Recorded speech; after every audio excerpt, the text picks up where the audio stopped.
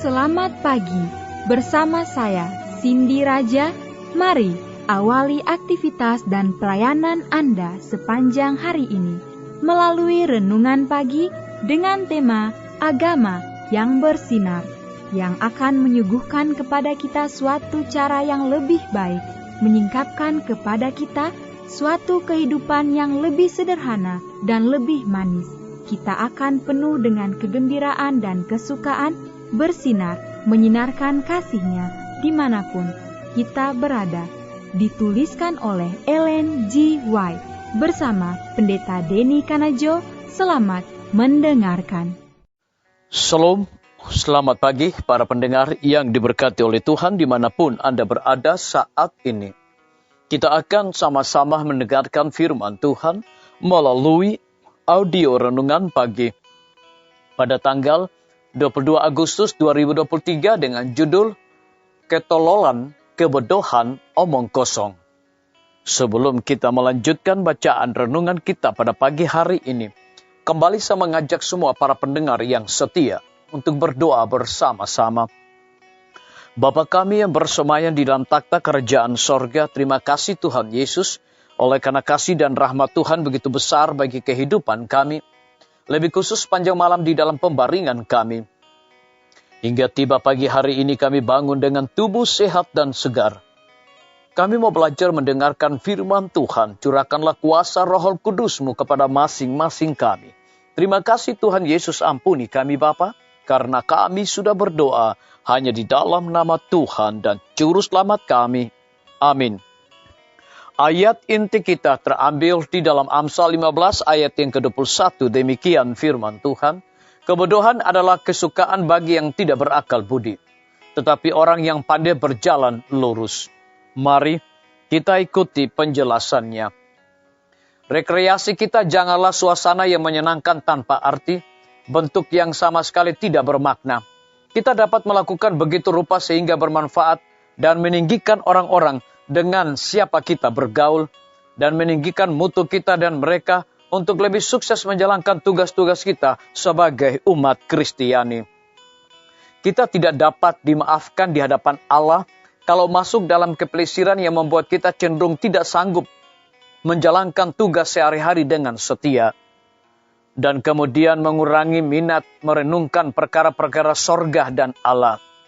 Agama Kristus menggembirakan dan meninggikan pengaruh. Hal itu mengatasi semua yang berupa senda gurau dan lelucon yang bodoh, dan obrolan sia-sia nan kocak. Disalin dari buku Amanat kepada Orang Muda, halaman 462. Adalah oleh menuntun pengikut-pengikut Kristus untuk bergaul dengan orang-orang tidak bertuhan dan ikut serta dalam kepelesiran mereka, maka setan paling berhasil dalam menjatuhkan mereka ke dalam dosa. Melalui drama, ia telah bekerja selama abad-abad, membangkitkan nafsu dan bersuka-suka dalam kejahatan. Opera dengan pemandangan yang memesonakan serta musik yang merangsang, tarian-tarian orang yang bertopeng, dansa-dansi, permainan kartu. Setan telah gunakan untuk menghancurkan benteng prinsip dan membuka pintu kepada pemanjaan hawa nafsu.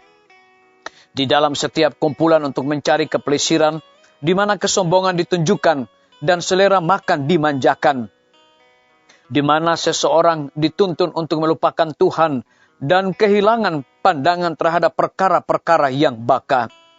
Di sanalah setan sedang mengikatkan belenggunya kepada jiwa-jiwa manusia.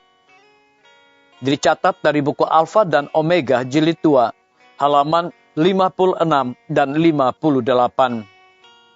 Biarlah bacaan renungan kita saat ini akan menjadi berkat bagi kita semua. Kembali saya mengajak kita semua tunduk kepala dan kita berdoa. Bapa kami yang bersemayam di dalam takhta kerajaan sorga, terima kasih Tuhan Yesus, oleh karena firman-Mu pada pagi hari ini memberikan kekuatan dan berkat rohani bagi masing-masing kami. Lebih daripada itu memberikan sebuah penekanan khusus. Kita tidak dapat dimaafkan di hadapan Allah kalau masuk dalam kepelisiran yang membuat kita cenderung tidak sanggup menjalankan tugas sehari-hari dengan setia dan kemudian mengurangi minat merenungkan perkara-perkara sorga dan Allah. Terpujilah nama Tuhan. Pada pagi hari ini hamba berdoa untuk pemerintah kami. Tuhan memberkati Bapak Presiden bersama Wakil Presiden, para menteri dan seluruh stafnya, Bapak Gubernur bersama dengan wakil, Bapak Bupati bersama dengan wakil, Bapak Wali Kota bersama dengan wakil, camat dan seluruh stafnya, kepala desa, lurah, RT, RW, dimanapun mereka berada saat ini, kiranya Tuhan lindungi pelihara mereka, curahkan hikmat pengetahuan sorga selalu, agar mereka dapat menjalankan roda pemerintahan, boleh sesuai dengan amanat dan perintah daripada Tuhan sendiri. Kami juga berdoa untuk guru-guru, kepala sekolah, setiap siswa, mahasiswa, dosen, rektor, di setiap lembaga pendidikan. Biar dengan hikmat pengetahuan sorga yang Tuhan percayakan bagi masing-masing mereka, mereka mendidik anak-anak bukan sekedar fokus kepada pengetahuan dunia, tetapi yang paling terutama adalah biarlah mereka juga memiliki integritas dan juga nilai-nilai religius di dalam diri mereka masing-masing. Kami berdoa untuk para tim medis, Tuhan berkati dokter, perawat, bidan, para apoteker, dan semua para pekerja yang sedang melayani di setiap rumah sakit, bahkan puskesmas dan juga pustu.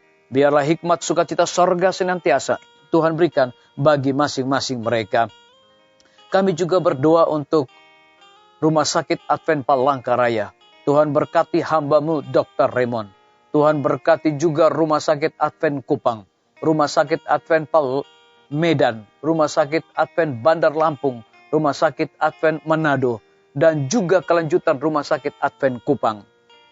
Biarlah dengan hikmat pengetahuan sorga, biarlah para pimpinan-pimpinan, setiap direktur di setiap lembaga ini dapat memberikan pelayanan yang terbaik kepada setiap para pasien yang datang membutuhkan pelayanan.